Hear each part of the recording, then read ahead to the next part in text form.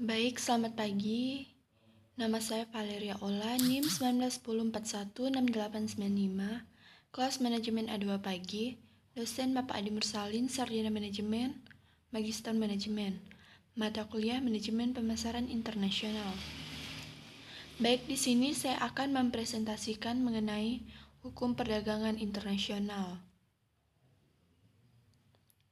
Nah, jadi perdagangan internasional adalah perdagangan yang dilakukan antar negara atau pemerintah negara dengan negara lain yang menjalani suatu hubungan perdagangan yang sesuai dengan kesepakatan antar kedua belah pihak yang melakukan perdagangan internasional tersebut.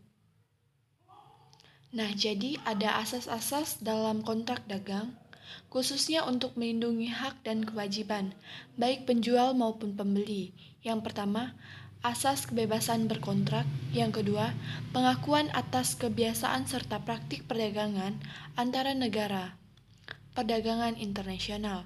Yang ketiga, asas itikat baik serta transaksi yang jujur. Yang keempat, asas bisa dibatalkannya kontrak saat terjadi kesenjangan yang lebar antara hak serta kewajiban pihak-pihak yang ada dalam kontrak. Nah, jadi ada beberapa tujuan hukum perdagangan internasional. Setiap hukum atau peraturan yang dibuat dengan tujuan tertentu, begitu pula dengan hukum perdagangan internasional. Aturan ini dibuat dengan tujuan yang pertama, perlindungan kebijakan atau kegiatan perdagangan yang menjadi satu-satunya cara membangun ekonomi suatu negara. Yang kedua, mencapai perdagangan internasional yang stabil. Yang ketiga, menghindari kebijakan dan praktik perdagangan nasional yang merugikan negara lain. Yang keempat, meningkatkan volume perdagangan dunia. Yang kelima, menciptakan perdagangan yang menguntungkan bagi pembangunan ekonomi setiap negara. Yang keenam, meningkatkan standar hidup manusia. Yang ketujuh, memberikan lebih banyak peluang lapangan kerja. Yang kedelapan, mengembangkan sistem dagang multilateral yang menciptakan kebijakan perdagangan yang adil dan terbuka bagi setiap negara. Yang kesembilan, meningkatkan pemanfaatan dalam pemakaian sumber kekayaan dunia serta sehingga bisa meningkatkan transaksi jual beli. Yang selanjutnya ada ruang lingkup hukum perdagangan internasional. Yang pertama, baik, saya akan bacakan ulang. Ruang lingkup hukum perdagangan internasional. Hukum perdagangan internasional merupakan bidang hukum yang berkembang dengan cepat.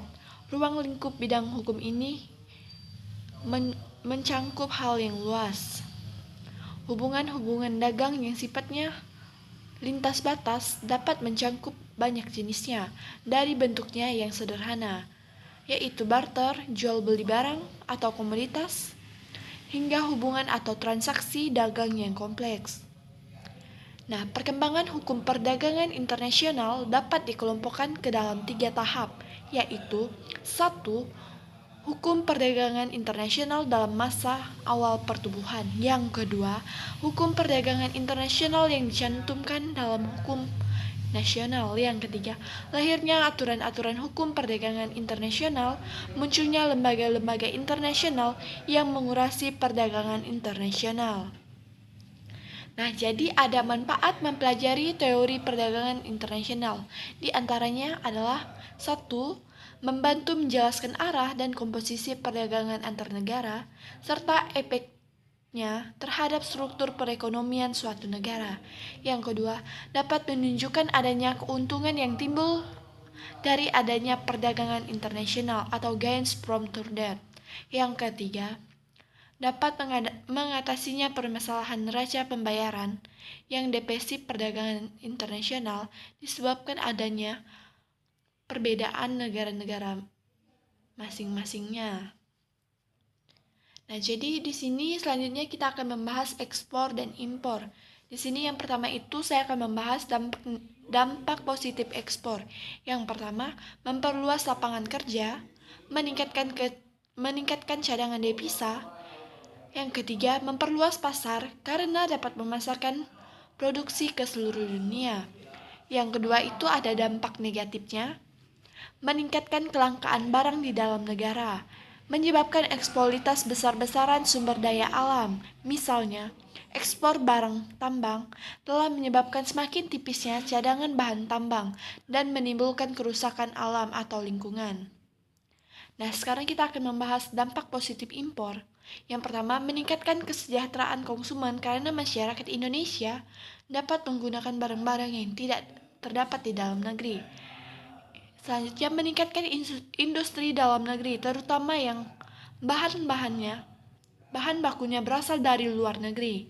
Yang selanjutnya, dengan adanya impor memungkinkan terjadinya alih teknologi secara bertahap negara kita, mencoba mengembangkan teknologi modern untuk mengurangi tertinggal kita dengan bangsa yang sudah maju. Sekarang ada dampak negatif impor, menciptakan persaingan bagi industri dalam negeri, menciptakan pengangguran, artinya kita telah kehilangan kesempatan untuk membuka lapangan kerja. Yang selanjutnya konsumerisme, artinya konsumen berlebihan, terutama untuk barang-barang mewah. Contohnya pakaian mewah, mobil mewah, alat-alat rumah tangga yang mewah. Nah, jadi ada hambatan perdagangan internasional. Nah, berikut ini adalah beberapa hambatan perdagangan internasional. Yang pertama, perbedaan mata uang. Yang kedua, kebijakan impor suatu negara-negara proteksi. Yang ketiga, kuota impor. Yang keempat, barang dan reparasi. Yang kelima, adanya tarif yang dibebankan pada atau atas melintas daerah perbedaan atau daerah pabean. Yang keenam, produksi ekspor masih berbelit-belit sehingga memerlukan waktu yang lama. Nah, baik, sekian presentasi dari saya. Atas waktunya saya ucapkan terima kasih dan juga selamat pagi.